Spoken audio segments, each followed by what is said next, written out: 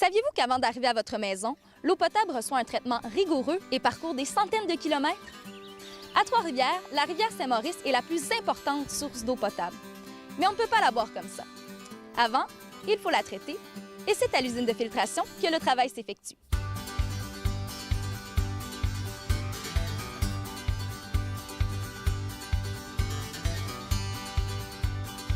Aujourd'hui, nous rencontrons des experts en la matière qui nous feront découvrir les différentes étapes du traitement de l'eau potable. Parions qu'une fois la visite de l'usine terminée, vous ne voudrez plus en gaspiller une goutte.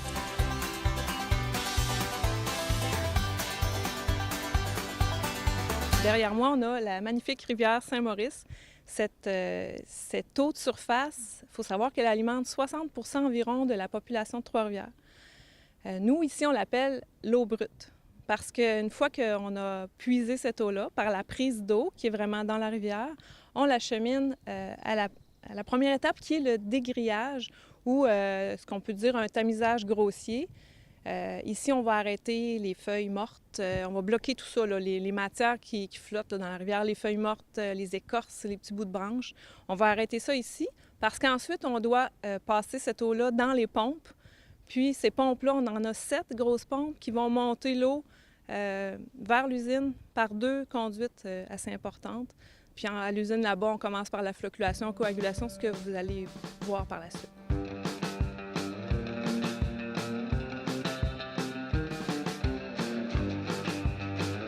Nous sommes ici au flocculateur, qui sert à faire l'agglomération des particules, c'est-à-dire des petits flocons.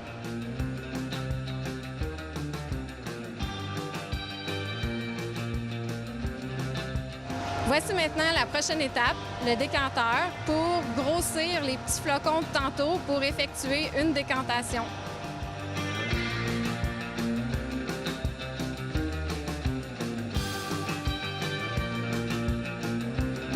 Nous voici maintenant à la sortie du décanteur. L'eau commence déjà à être beaucoup plus limpide.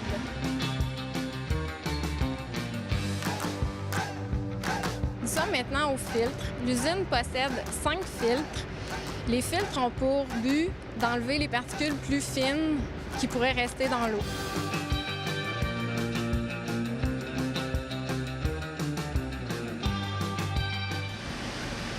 À la sortie des filtres, nous avons les réacteurs UV, ce qui nous permet d'assurer une désinfection accrue.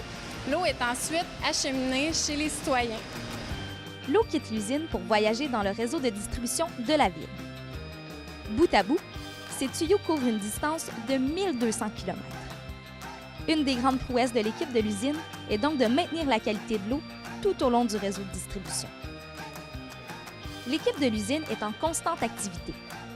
Dans les laboratoires de l'usine de traitement d'eau, les spécialistes, opérateurs et techniciens exercent chaque semaine de nombreux échantillonnages afin de s'assurer de la qualité de l'eau distribuée aux citoyens.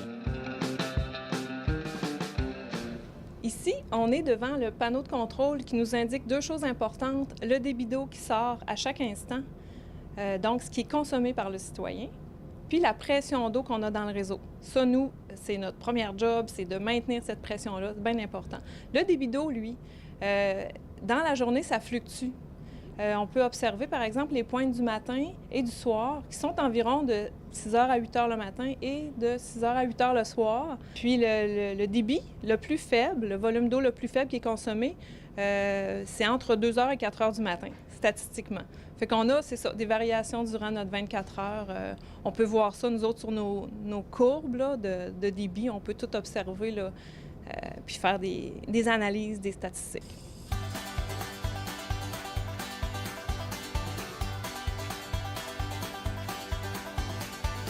Tournées des écoles, événements, fêtes de district.